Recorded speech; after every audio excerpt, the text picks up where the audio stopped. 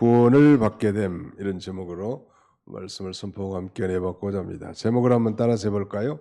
이방인이 구원을 받게 됨. 네, 유대인을 제외한 모든 사람들을 이방인이라고 할 수 있습니다. 유대인만 빼고 유대인을 제외한 모든 사람들은 다 이방인이다. 그렇게 성경은 증거하고 있는데 11절부터 15절까지는 주의 이름을 부름으로 구원을 얻는다는 것. 그 다음에 두 번째는 믿음은 들음에서 난다는 것. 16절로 18절. 그리고 마지막 19절로 21절은 이방 사람들이 구원을 받음에 대해서 구체적으로 설명하고 있습니다. 과거 유대인들은 이방 사람들을 어떻게 생각해 왔는가? 즉 유대인들의 편협적인 이방인에 대한 관점. 아무튼 이 사람들은 이방인들은 아브라함의 자손이 아니다. 그리고 이방인들은 아무런 소망이 없는 백성이다. 이렇게 단정지은 거예요. 생긴 것은 우리와 똑같은 사람 모양으로 생겼는데 우리 유대인을 제외한 모든 이방인들은 좀 하급적인 존재, 그렇게 생각하고 장차 우리 유대인을 중심으로 다윗 왕국을 건설해서 전 세계를 지배하고자 하는 그런 야망이 지금도 유대인들은 아주 그 마음속에 가득 차 있습니다. 잘못된 거죠. 편협된 거죠. 물론 그 하나님의 선택받은 백성인 건 맞죠. 이스라엘 백성들이. 그러나 아브라함 자손은 하나님에서 선택되었고 하나님의 백성으로서 약속을 받은 자인데 아무튼 혈통적으로 유대인으로 출생한 자만 아브라함의 자손이다. 그렇게 생각하고 있단 말이에요. 여기에 대해서 우리는 아브라함의 믿음을 가진 자는 모두 다 아브라함의 자손이라는 거. 표면적 유대인이 아니요 이면적 유대인이 유대인이다. 혈통적으로 유대인만 구원받은 게 아니고 정말 아브라함과 같은 믿음으로 예수를 자신의 구주로 믿는 모든 사람들은 다 진정한 유대인, 아니 진정한 이스라엘 백성이라고 이렇게 말씀드릴 수 있겠습니다. 또 이방인들은 아무런 소망이 없는 백성으로 단정짓고 있는 데 대해서 하나님은 그 구원 사역에 있어서 원래 그 아브라함의 육신적인 자녀들만 구원하려는 게 아닙니다. 그건 큰 오산이죠.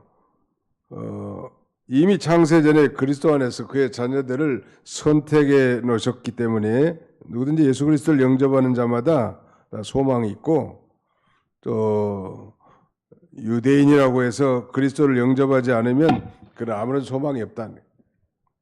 그런 유대인에 낳은 것이 무엇이냐라고 바울은 반증하면서 유대인이 낳은 점은 하나님이 그들과 언약을 세우셨고 또 하나님께서 유대인들에게 율법을 주셨고 또 유대인을 통해서 메시아 즉 예수 그리스도가 이 땅에 오셨으니까 대단히 특권을 받은 것은 분명하지만 하나님의 구원 계획에는 유대인만이 아니라 온 세계 만민이 다 포함되어 있다는 거. 믿으시면 아멘 합시다. 네.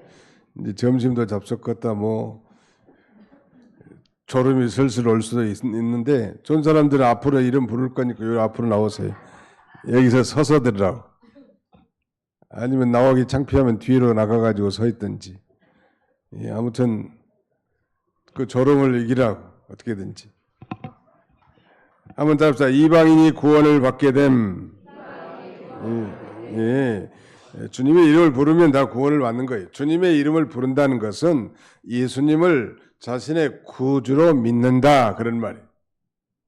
그냥 이름만 부르는 정도가 아니라 주님의 이름을 부름으로 구원을 받는다는 것은 예수님을 자신의 구세주로 주님으로 영접하는 자가 구원을 받는다는 뜻인데 거기에 대해서는 유대인이나 이방인이나 차이가 없어요. 제가 전에 설명드린 것처럼 유대인을 하나님이 선택한 것은 전 인류를 구원하기 위한 못자리판과 같다라고 말씀드렸죠. 처음에 이 벼농사를 다질 때 뭐 전 농사에다가 뭐 뿌리는 건 아니잖아요. 이 모판을 만들어서 자라게 한 동안 농부는 그곳에만 관심이 있죠. 그러다가 뭐가 어느 정도 자라면 이양을 다 해서 이제 전 농토에다가 심는데 바로 이 모판과 같은 역할하는 민족이 유대인이란 말이에요.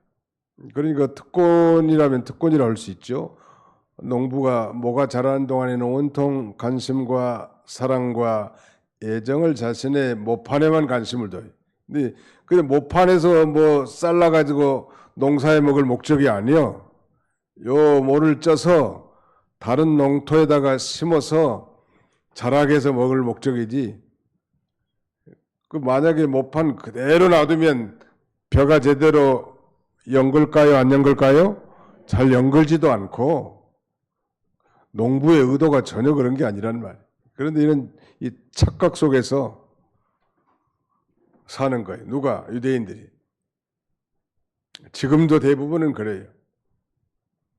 근데 유대인들 가운데 소위 예수를 자신의 구주로 믿는 사람들을 소위 메시아닉 주라고 합니다. 주라는 말은 유대인이라는 뜻이죠. 메시아닉.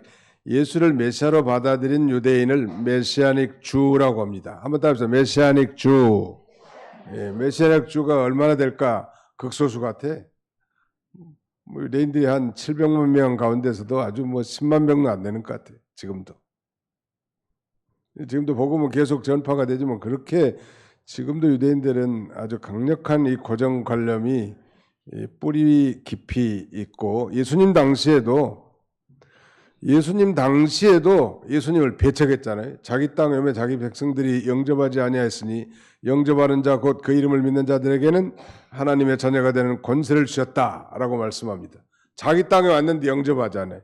구약 시대에도 구약 성경에도 이 수많은 선지자들이 외치는 그 메시지 가운데는 이방인들도 다 포함되어 있는데 믿지 않은 거예요. 그리고 오히려 바로처럼 강팍하게 돌아갔단 말.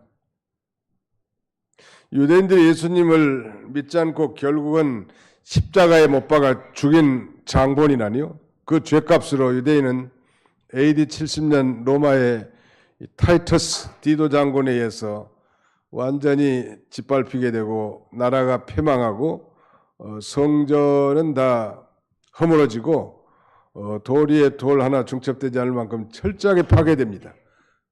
메시아를 죽인 죄값 때문에. 그리고 유대인들은 전 세계에 흩어져 가지고 무려 2000년 동안 비참한 생활하잖아요.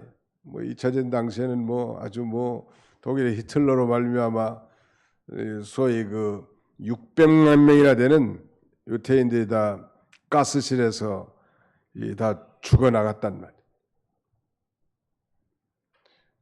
그런 그것이 결코 우연한 일이 아니에요. 메시아를 받아들이지 않고 메시아를 죽인 죄값이에요. 오늘날도 그리스도를 거역한 자는 뭐 저 영원한 지옥에 가겠지만 이 땅에서 하나님의 교회는 그리스도의 몸 아닙니까? 우리가 다 부족하지만 교회의 머리는 그리스도예요. 우리는 몸이고 이 교회에 손해 주는 사람들 불쌍한 사람들이에요. 그러나 누구든지 예수 그리스도를 믿는 자는 결코 부끄러움을 당하지 않습니다. 예수님을 믿으면 구원을 받는다는 말. 또 그 구원이라고 하는 것은 죄에서의 구원이고 죄로 말미암은 영원한 사망에서 우리를 구원해 주신다는 것. 다시 말씀드립니다. 주님의 이름을 부르면 다 구원받는데 여기에는 유대인이나 이방인이나 차별이 없습니다. 자, 로마서 3장 22절 로마서 3장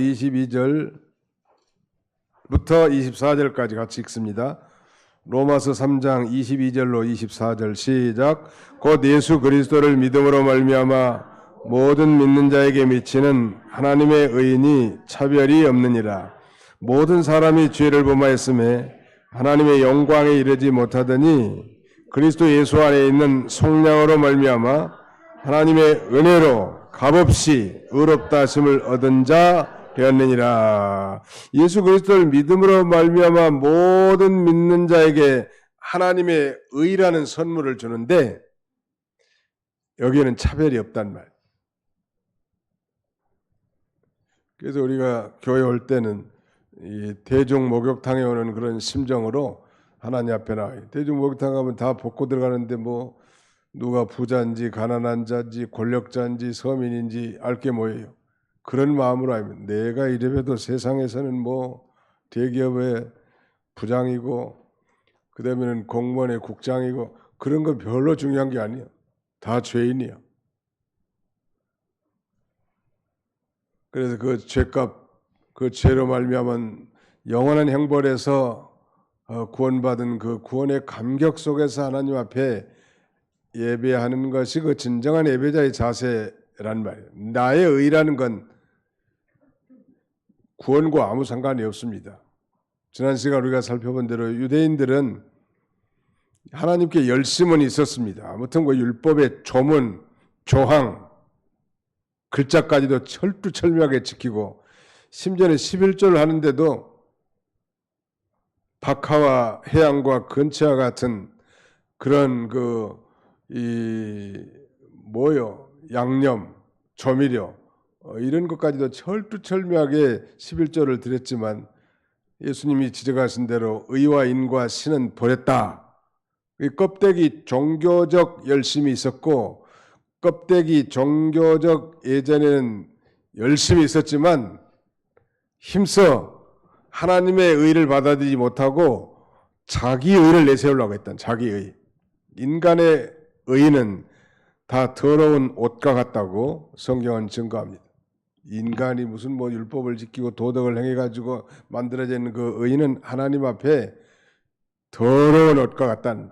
우리는 예수를 믿음으로 하나님이 주시는 의의 옷은 완벽한 거예요. 세마포, 두루마기, 그걸 입고 가야 되는 거예요.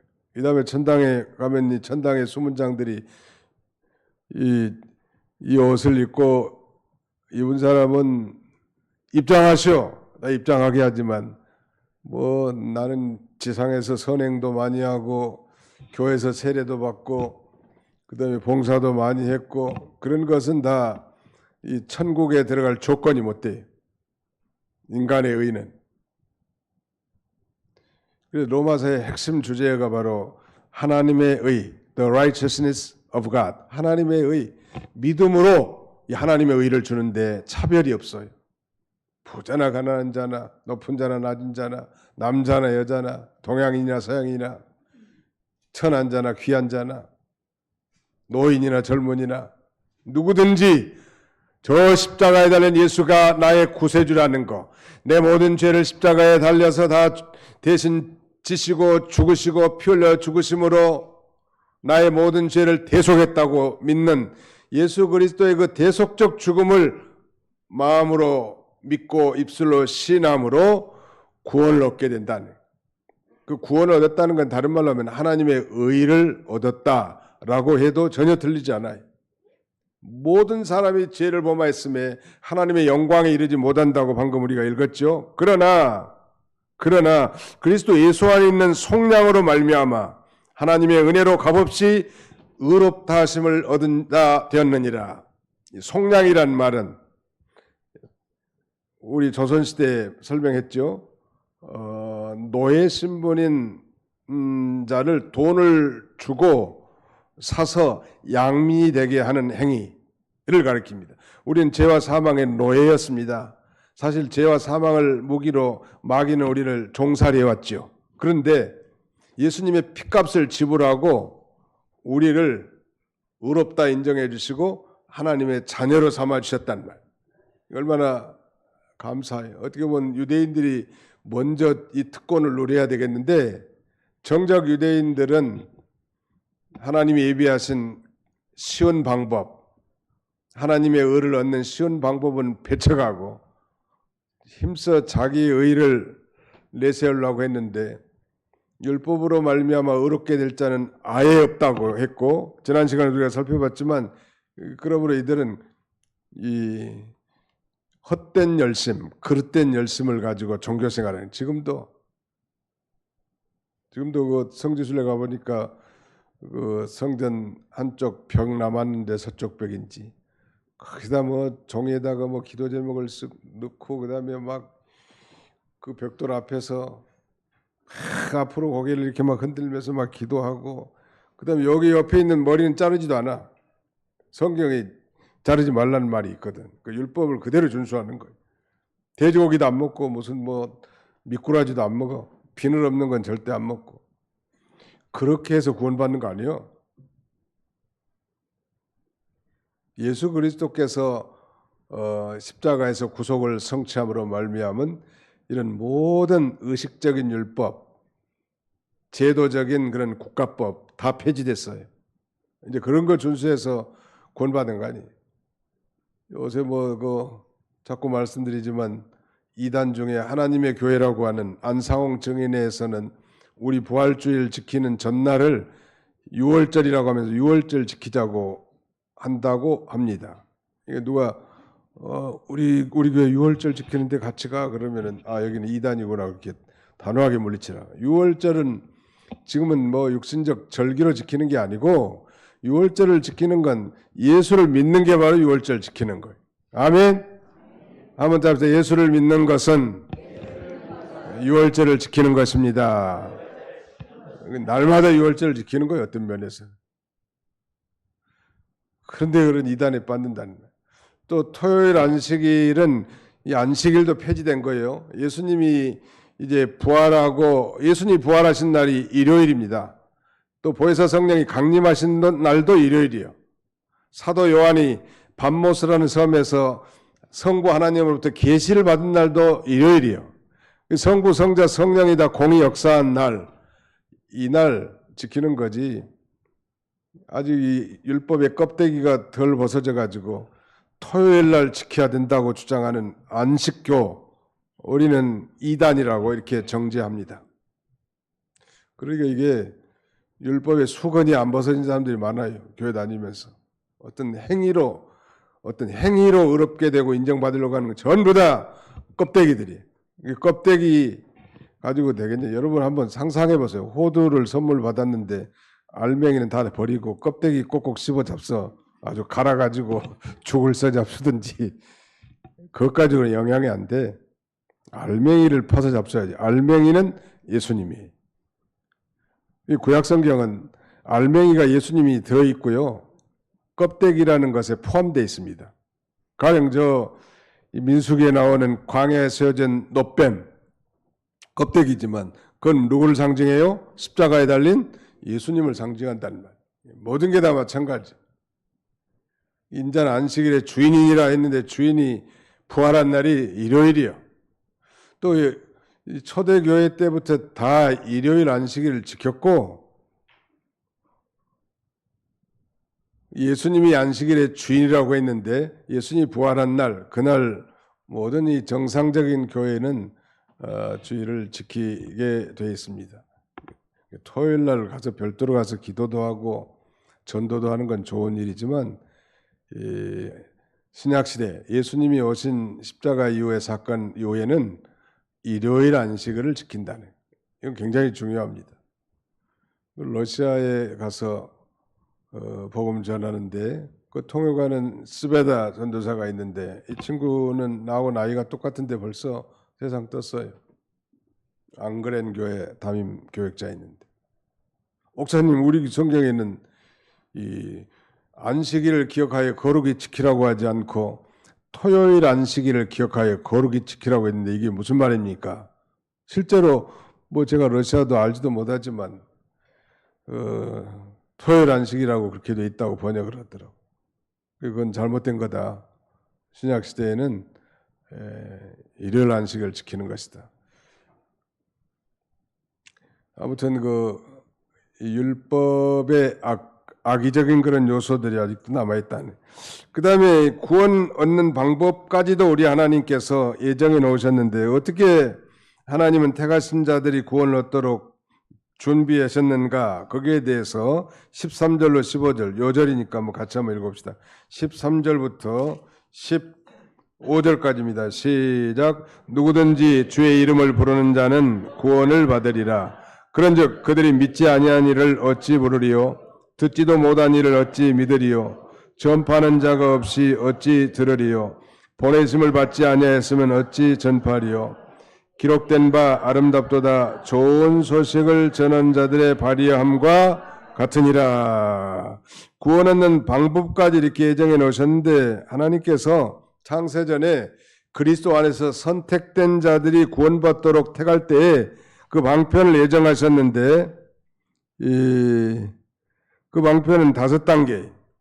먼저 전도자를 보내는 거예요. 거기 그러지 않았습니까? 유대 거기 13절 누구든지 주의 이름을 부르는 자는 구원을 받으리라 그랬고 그런즉 그들이 믿지 않은 자를 어찌 부르리요? 듣지도 못한 이를 어찌 믿으리요? 전파하는 자가 없이 어찌 들으리요? 보내심을 받지 않았으면 어찌 전파리요? 그러니까 거꾸로부터 순서가 되겠네. 먼저 전도자를 보내, sending, 보내는 거. 전도자를 보낸다면 복음을 전파하죠. preaching. 그 다음에는 복음을 듣게 하는 hearing. 복음을 믿게 하고 believing. 주님의 이름을 부르게 하여 calling. 구원받게 하는 거. salvation. 그러니까 하나님이 전도자를 보내서 복음을 전하게 하고 또 복음을 받는 사람들의 마음을 열어서 듣게 하는 거예요. 그 다음에는 믿게 하고 주의 이름을 부르게 하여 구원 얻게 하는 것입니다. 예를 들면 이 유럽의 첫 성 빌립보성에 바울이 놀라운 마게도냐 한상을 통하여 건너가서 이 안식일에 기도처가 있는가 돌보러 다니다가 강가에서 한 여인 루디아를 만나죠. 하나님이 바울을 보낸 거예요. 그리 사실은 루디아에게. 루디아는 하나님을 경외하는 사람이지만 아직 예수님을 구주로 믿는 그런 그 신앙에까지는 이르지 못했단 말이에요. 그러니까 하나님이 바울을 보냈어요. 그 다음에는 보내가지고 복음을 증거하겠고, 그 다음에 세 번째는 하나님이 루디아의 마음문을 열어서, 그 다음에 네 번째는 바울이 증거한 복음의 말씀을 믿어지게 하고 예수 그리스도의 이름을 부르고 구원을 받게 만들어놨다는, 언제나 이런 과정이. 넓은 의미에서 우리는 모두 다 보내심을 받은 자예요. 가정이나 뭐 직장이나 사회에서든지 우리가 보내심을 받은 그것이 우리의 사역지인 줄 알고 거기서 하나님이 보낸 줄 알고 이제 복음을 전해야 돼. 입을 벌려야 됩니다. 한 번도 나는 그런 얘기 많이 들었어요. 목사님, 내 주변에는 분명히 교회 다니는 사람들이 있는 것 같은데 한 번도 자기 보고 교회 가보자고 한 인간들이 없더라는 거예요. 그건 참 이 책임을 다 못한 거 아니에요? 그러니까 하나님이 자신을 보냈다는 그 소명의식이 없는 거죠. 하나님이 왜 내 이리로 이 직장으로 나를 보냈는가? 왜 하나님이 나를 이리로 이사하게 했는가? 왜 하나님이 이 사람을 만나게 했는가? 항상 하나님의 마음을 품고 그 영혼을 불쌍히 여기면서 이 그런 소명의식을 가지고 복음을 전해야 들을 거 아니에요. 전파하지도 않는데 어떻게 듣겠으며 보내지도 않는데 어떻게 이 전파하겠으며 라고 계속 이렇게 반문하는 거예요. 따라서 합시다. 입을 벌려야 복음을 듣습니다. 남편에게도 뭐 잔소리 같으면 자꾸 얘기하세요. 너무 지혜롭게 그것도. 너무 잔소리 같이 하면은 씨알도 안 먹히니까 지혜롭게 아주 맛있는 음식, 아주 소고기도 아주 제일 부드러운 부분 사다가 아주 맛있게 재워가지고 해주면서 한마디 딱 하는 거예요. 여보, 교회 한번 같이 가면 어떨까? 밥도 제대로 안 해주고 뭐 빨래도 안 하고 청소 잘 안 하면서 여보 교회 한번 가면 어떨까? 그럼 뭐라 할까요? 너나 잘 가라. 그럴 거 아니에요? 아무튼 우리는 넓은 의미에서 모두가 다 선교사예요. 즉 보내심을 받은 자라는 거예요. 보내심을 받은 자는 어떻게 해야 돼요? 여기 순서대로 복음을 전파하게 하고 또 하나님은 그 복음 전도자 기도를 많이 하고 전하면 그 사람 마음을 하나님이 열어줘요. 마음문을 열고 닫는 건 하나님의 소관이에요. 내 자식이라도 내 마음대로 되든가요? 안 되지. 하나님이 그 마음문을 열어주고 변화시켜주고 감동시켜주고 욱박지르고 뭐 강제로 한다고 되는 거 아니에요. 그 사람 성격만 버리고 정신병자 만든다고. 하나님께서 제 남편의 마음도 감동시켜 주시고 그 마음을 열어서 복음을 듣게 해 주시옵소서. 나는 부족하지만 하나님은 가능하신 줄 믿습니다 하고 그렇게 간절하게 나가는 것. 우리 성경 한 군데 찾아볼까요? 거기 성경이 이사야 52장 7절입니다. 이사야 52장 7절 말씀.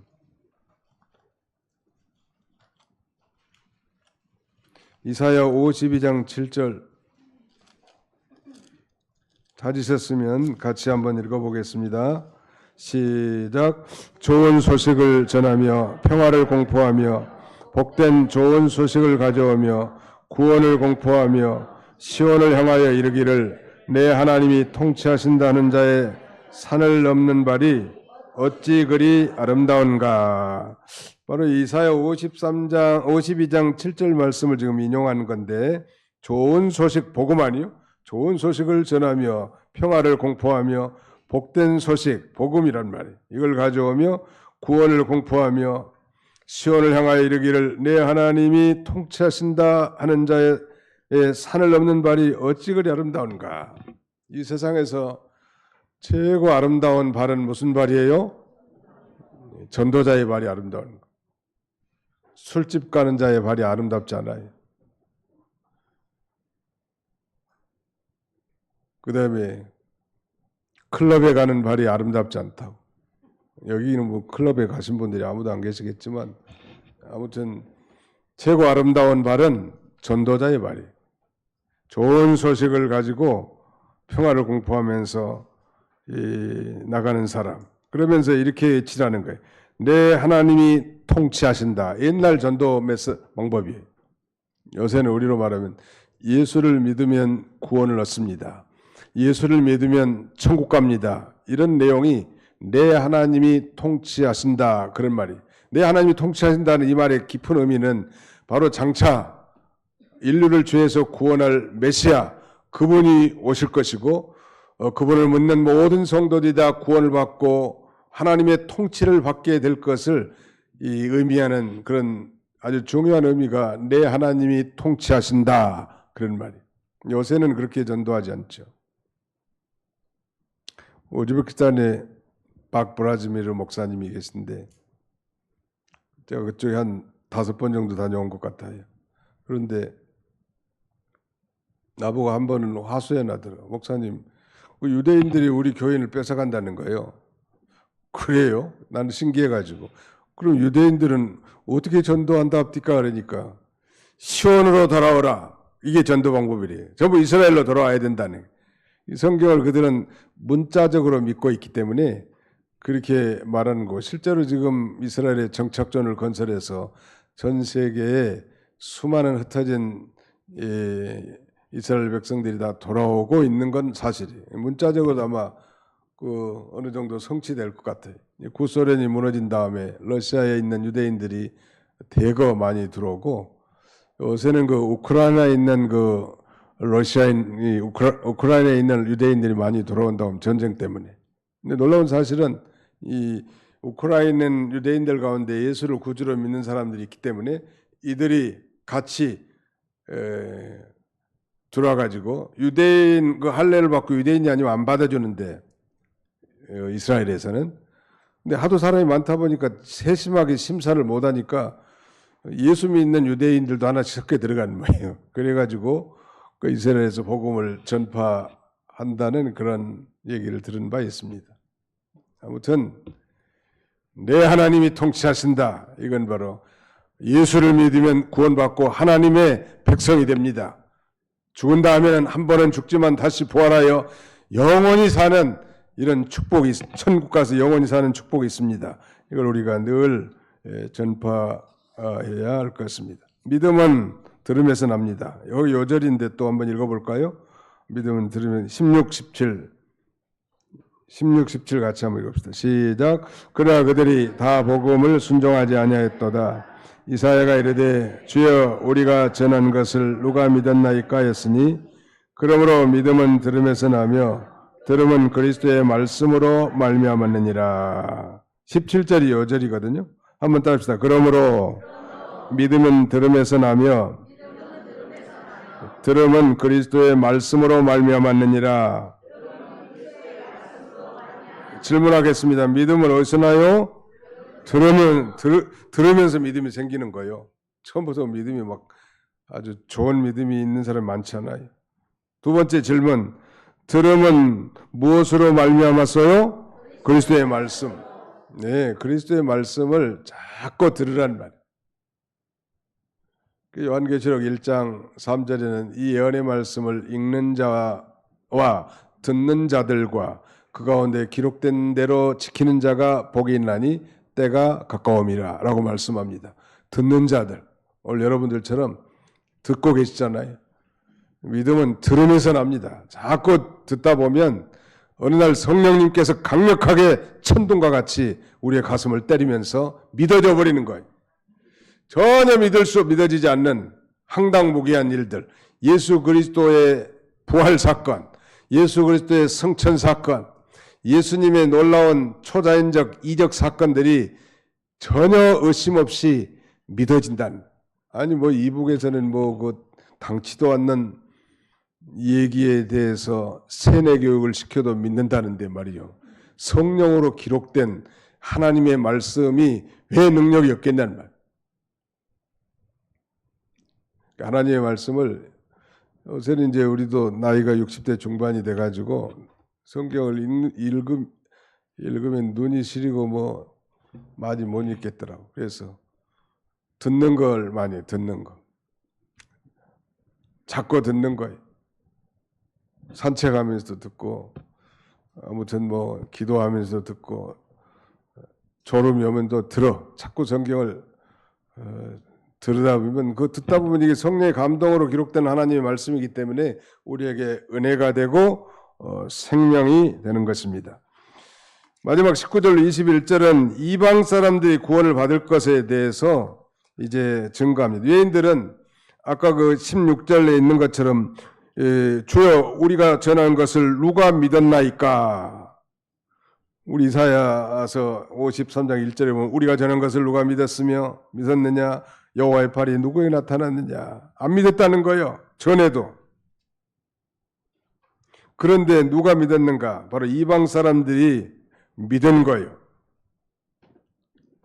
그 믿는 사람들이 복이 있어요. 옛날에 그 시어머니하고 며느리하고 어떤 집회에 참여했대요. 근데 며느리가 아이를 못 낳은 모양이에요. 그러니까 시어머니가 자꾸 기도하는 거지. 며느리가 태를 하나님이 열어주셔서 임신하게 해달라고. 강사 목사님이 오늘 저녁에 하나님 앞에 기도하는 모든 분들은 임신할지니라 그러니까 며느리는 가만히 있었는데 시어머니가 아멘 그랬대. 누가 임신했겠어요? 네, 시어머니가 임신한 거예요. 네. 제대로 인용을 했는지 모르지만 아무튼 그런 거 비슷한 거예요. 네. 네. 그냥 믿었다는 시어머니는 믿는 거예요. 강사 목사님 말씀하면 며느리는 앉아 가만히 눈만 깜빡하고 안 믿은 거예요. 믿는 자가 복이 있습니다. 아멘. 네, 믿는 자가 복이 있어요. 참 믿음이 선물이잖아요. 교회 오래 다녔다고 믿어지는 게 아닙니다. 종교인으로 앉아 있을 수 있어요. 성경 공부 열심히 하면서. 근데 어느 순간에 이게 믿어지면 이 경천동지할 만한 인생의 BCOID가 나눠지는 전환점이 생겨요. 소위 터닝 포인트가 분명히 나타나는. 미션 스쿨 다닌 사람들도 학교 다닐 때는 뭐 어쩔 수 없이 뭐 수업 시간이니까 예배도 참여하고 그런데 어느 순간에 이제 성장하면서 성령님께서 역사해 가지고 과거에 들었던 이 복음이 믿어지고 깨달아지는. 그래서 이제 교회 가서 집사님도 하고 권사님도 하고 청성봉사합니다. 전에는 지식으로만 받았긴 했는데 자꾸 듣다 보니까 이제는 성령님이 어느 날 옛날에 들은 진리의 말씀이 천둥같이 자기에게 다가와서 확실히 믿게 되는 일들이 많아요. 그런 면에서 미션스쿨은 고기를 잡되 그물로 그냥 고기를 잡는 셈이요. 우리는 전도하면 낚시 던져서 한 마리 잡고 두 마리 잡고 그러는데 미션 이 말하면 교육 선교라든지 그다음에 의료 선교 이런 건 그물을 그냥 저인만 그물을 던져가지고 엄청난 사람의 고기를 잡는 그런 효과가 있습니다. 군성교도 마찬가지. 군성교. 그 뭐 진중 세례라고 해가지고 군대 가면 힘드니까 또 교회 가면 빵도 준다고 그러지. 전부 다 이제 교회 가가지고 빵도 얻어먹을 겸 하다가 형제님 세례를 받으시오. 그래 다 세례 받고 확신도 없으면서 그러다가 사회 나와가지고 어느 날 교회 나갔는데 목사님 말씀이 옛날 군대에서 들은 말씀이거든. 그 성령님이 강력하게 역사해가지고 믿어진 거예요. 그러면서 믿음은 들음에서 나는 거예요. 자꾸 듣다 보면 성령님이 깨닫게 해줘요. 새 목사가 깨닫게 해준 게 아니고 성령님이 깨닫게 해주신다. 성령님 내 자녀들의 인생 앞길에 복을 주시되 하나님의 말씀을 진리의 말씀으로 믿어지게 해주시고 깨닫게 해주시고 확신 있게 신앙생활할 수 있게 도와주시옵소서. 우리 기도 제목이 돼야 되지 않겠습니까? 이방 사람들이 구원을 받은 거예요. 웬 떡이에요. 이게 말하자면 대단한 거 아니에요?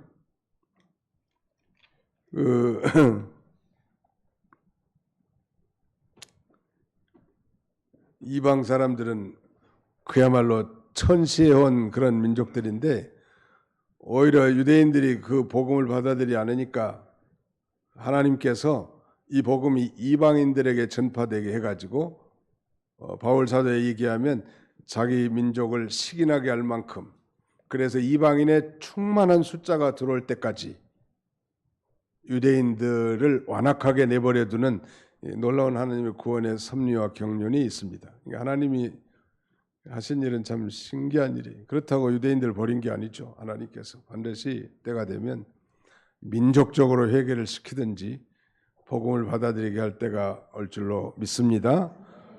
오늘 저와 여러분들은 이방인들이요. 그것도 아주 지구촌에 이 세상 사람은 우리가 뭐 가운데 지도가 가운데 있는 것 같지만요. 세계 그 지구봉에 보면 우리가 사실은 극동 지방에 해당됩니다. 지구의 오른쪽 제일 끝에가 있는 이 나라가 우리나라예요. 그것도 허리가 뚝 잘려가지고 반토막되는 이 반도 젊은이든 늙은이든 말하자면 담배와 술에 찌들려 있고 우상을 섬기고 사색 당파 맨싸움만 하는 소망이 전혀 없는 민족, 어둠이 온 땅을 지배하는 이 민족에게 복음이 들어왔고 아이리넨에게 저와 여러분들이까지도 예수를 믿고 하나님의 자녀가 됐단 말이에요. 이 얼마나 영광스러운 일이에요. 삶의 바른 목적을 깨달았습니다. 죽은 다음에 어떻게 될 줄도 분명합니다. 우리가 어디서 왔는지 인생의 기원도 확실히 알게 됐습니다. 이게 은혜 아니요? 이것에 대한 감사가 우리가 끊이지 않아야 할 것입니다. 이런 감사하면서 내가 구원받은 것에 대해서 감사하면서 아직도 복음을 듣지 못한 자에게 우리가 전파해야 돼. 이게 늘 전도하고 기도하고 이런 그 일상의 삶을 통해서 이 하나님의 전도자로서 사명을 잘 감당하는 복된 성도들이 다 되시기를 주님의 이름으로 축원합니다. 거룩하신 하나님